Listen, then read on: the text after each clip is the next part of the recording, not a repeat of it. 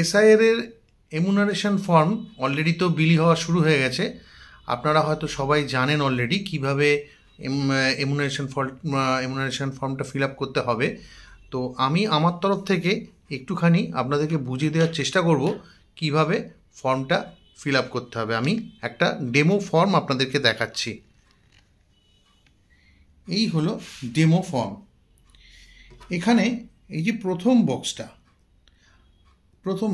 এইটা যখন আপনাদের আসবে, দুটো করে কপি প্রত্যেক ভোটারের জন্য আসবে। কারা 2025-এর ভোটার লিস্টে যাদের যাদের নাম আছে প্রত্যেকের জন্য দুটো করে প্রি প্রিন্টেড ফর্ম আসবে। এইখানে দেখুন, electors name epic address pre printed, মানে ধরুন আমার নামে যদি আসে শোভন চক্রবর্তী, আমার এপিক মানে আমার ভোটার কার্ড নাম্বার এবং আমার অ্যাড্রেস যেটা ভোটার লিস্টে আছে অলরেডি, সেটা এখানে অলরেডি প্রিন্টেড করা থাকবে। এখানে থাকবে serial number, part number, name of AC or PC name, state, এগুলো সমস্ত ভোটার লিস্টে যা আছে সেই অনুযায়ী ফিল্ড আপ হয়ে আসবে প্রি প্রিন্টেড। এইখানে থাকবে কিউআর কোড, যাদের যাদের নাম এখন বর্তমান ভোটার লিস্টে আছে প্রত্যেকেরই একটা নিজস্ব কিউআর কোড জেনারেট হবে, সেটা এখানে থাকবে। বর্তমান ভোটার লিস্টে আপনাদের যে ছবিটা দেখা যায় সেইটা এইখানে প্রিন্টেড থাকবে অলরেডি।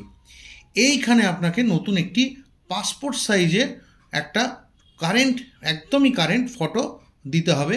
চেষ্টা করতে হবে ব্যাকগ্রাউন্ডটা যাতে কোনো একটা কালারের কোনো হয়, প্রেফারেবলি হোয়াইট। এমন কোনো বাধ্যবাধকতা নেই যে পেছনে হোয়াইট ব্যাকগ্রাউন্ডই হতে হবে, স্টিল এটা হোয়াইট হলে ভালো হয়, বা কোনো এক কালার থাকতে হবে, পেছনে ছাপ কিছু থাকলে হবে না। এই ফর্মটা আপনি দেখতে পাচ্ছেন ইংলিশে লেখা, বাংলায় লেখা ফর্মও আসতে পারে, এবং ফর্মটা ফিল আপ করা কোনো বাধ্যবাধকতা নেই, আপনি ইংলিশেও ফিল আপ করতে পারেন এবং বাংলাতেও ফিল আপ করতে পারেন। এই তিনটে বক্সকে আমি তিনটে নাম্বারে দেখুন ভাগ করে দিয়েছি। ওপরের পোর্শনটা করেছি 1 নাম্বার, বাঁ দিকে এই বক্সটাকে করেছি 2 নাম্বার, এবং ডান দিকের এই বক্সটাকে করেছি 3 নাম্বার। এবার কোথায় কি করতে হবে বলে দিচ্ছি। 2025-এর ভোটার লিস্টে যাদের যাদের নাম আছে প্রত্যেককে এই 1 নম্বর বক্সটা পুরো ফিল আপ করতে হবে।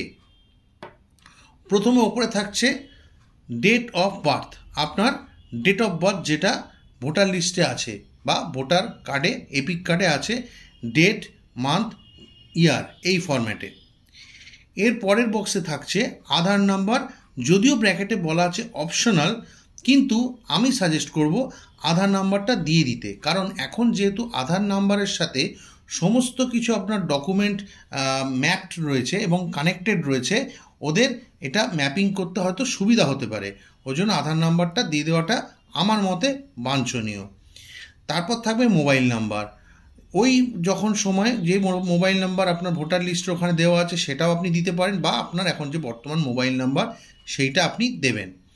এখানে আছে ফাদার্স অর গার্জিয়ানস নেম, এখানে অবশ্যই বাবার নাম দেওয়াটা উচিত। 2025-এর ভোটার যে চার্ট সেই অনুযায়ী এখানে বাবার নামটা থাকাটাই উচিত। বিবাহিত মেয়েদের ক্ষেত্রেও তাদের বাবার নামটাই দেবেন, হাজব্যান্ডকে তখন গার্জিয়ান হিসেবে এখানে তার নামটা লিখবেন না, যেহেতু অন্য জায়গা লেখার জায়গা আছে। বাবার নাম, তারপরে থাকবে বাবার এপিক নাম্বার, যার কাছে আছে সে বাবার নাম ভোটার কার্ডের এপিক নাম্বারটা লিখবে, যার কাছে নেই সেটা ফাঁকা ছেড়ে দেবে। তারপরে লিখতে হবে প্রত্যেক ভোটারের মায়ের নাম, মায়ের নামের পরে তার নিচে লিখতে হবে মায়ের এপিক নাম্বার, ভোটার কার্ডের এপিক নাম্বার, যাদের আছে তারা ফিল আপ করবেন, যাদের নেই তারা ফিল আপ করবেন না, ফাঁকা ছেড়ে দেবেন। এরপরে আসছে দেখুন স্পাউস নেম ইফ অ্যাপ্লিকেবল, যারা বিবাহিত তাদের ক্ষেত্রে স্বামীদের ক্ষেত্রে ওয়াইফের নাম লিখবেন, মানে স্ত্রীর নাম লিখবেন, এবং স্ত্রীর ক্ষেত্রে স্বামীর নাম লিখবেন, এবং তার নিচে spouse epic number if available, মানে স্বামী হলে স্ত্রীর ভোটার কার্ডের এপিক নাম্বার লিখবেন এবং স্ত্রী হলে স্বামীর ভোটার কার্ডের এপিক নাম্বার লিখবেন। আর যারা বিবাহিত নয় তারা এই লাস্ট দুটো বক্স ছেড়ে দেবে। এইবার আসছি 2 নম্বর বক্সের কথায়। 2002-এর ভোটার লিস্ট অলরেডি সরকার আমাদের নির্বাচন কমিশন একটা লিঙ্ক দিয়ে দিয়েছে, আপনারা সবাই জানেন, সেখান থেকে 2002-এর ভোটার লিস্টের ফার্স্ট পেজ এবং যে পেজে আপনার নাম আছে সেই দুটো পেজ আপনাকে প্রিন্ট করে রেখে দেওয়া বাঞ্ছনীয়। সেই অনুযায়ী যাদের নাম 2002-এর ভোটার লিস্টে ছিল তারা ফিল আপ করবেন 2 নম্বর বক্স, আর যাদের 2002-এর ভোটার লিস্টে নাম ছিল না তাদের হয় বাবা বা মা, অথবা বাবা মা যদি কারোর মৃত থাকে সেই সময় তাহলে ঠাকুরদা ঠাকুমা, এই 4টে সম্পর্ককেই কিন্তু অল্টারনেটিভ বলা হয়েছে, বাবা মা ঠাকুরদা ঠাকুমা।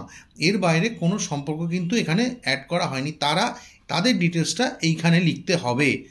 আর যাদের ক্ষেত্রে দুটোই নেই, মানে 2002-এর ভোটার লিস্টেও নাম নেই, নিজের নামও নেই, এবং বাবা মা ঠাকুরদা ঠাকুমারও নাম নেই, তারা 2 আর 3 নম্বর বক্সটা ফাঁকা ছেড়ে দেবে।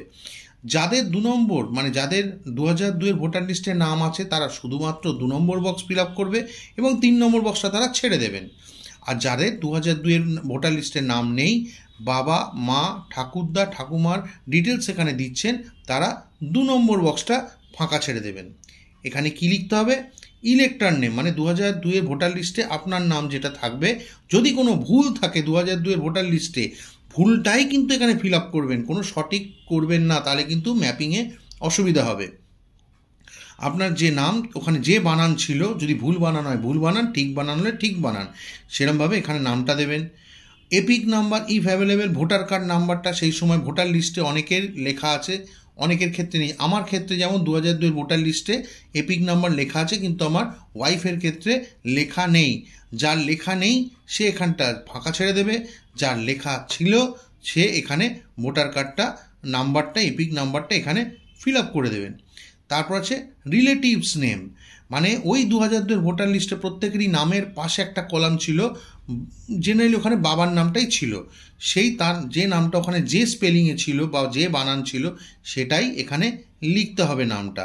তার সাথে আপনার কি সম্পর্ক, বাবা হলে বাবা, স্বামী হলে স্বামী, মানে বিবাহিত মহিলাদের ক্ষেত্রে বাবা বা স্বামী, ছেলেদের ক্ষেত্রে স্বামীদের ক্ষেত্রে মানে পুরুষদের ক্ষেত্রে বাবা, সম্পর্কটা এখানে লিখতে হবে।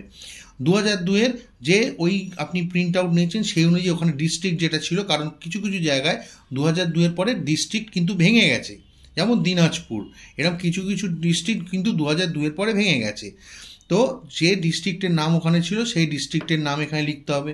স্টেট অবশ্যই ওয়েস্ট বেঙ্গল, সেটা লিখতে হবে। এসি নাম্বার, ওই যে 2002-এর ভোটার লিস্ট ওখানেই আপনি পাবেন এই এসি নাম্বারটা, সেটা ওখান থেকে এখানে দেখে দেখে প্রপারলি লিখবেন। এই এসি নাম্বারটা আবার এখানে লিখতে হবে। তারপর পার্ট নম্বর, সিরিয়াল নম্বর, এগুলো সবই আপনি 2002-এর ভোটার লিস্টে পাবেন।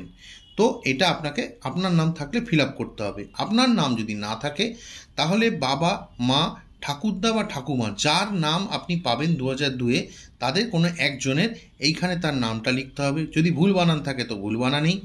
তারপরেতে তার এপিক নাম্বার, যদি এপিক নাম্বার তার মেনশন সেই সময় না থেকে থাকে 2002-এ, তার ফাঁকা ছেড়ে দেবে। রিলেটিভস নেম, তার সাথে আপনার মানে বাবার কি সম্পর্ক, মানে তার বাবার নাম, মানে ওই সময় যে ছিল, মানে ধরুন আপনার বাবার নাম ছিল 2002-এ, তাহলে আপনার ঠাকুরদার নাম হয়তো পাশে লেখা ছিল, তাহলে সেই নামটা ঠাকুরদার নামটা এখানে লেখা হবে, এবং তার সাথে সম্পর্ক মানে বাবা, এই সম্পর্কটা লেখা হবে। ডিস্ট্রিক্ট যেমন 2 নম্বর কলামে বলেছি, এখানেও সেম। স্টেট তো ওয়েস্ট বেঙ্গল, এবং এই AC name number, AC name, AC number, plot number, part number, serial number, এগুলো যেমন 2 নম্বর বক্সে বললাম, 3 নম্বর বক্সেও ঠিক সেরকমভাবেই 2002-এর ভোটার লিস্ট অনুযায়ী লিখতে হবে।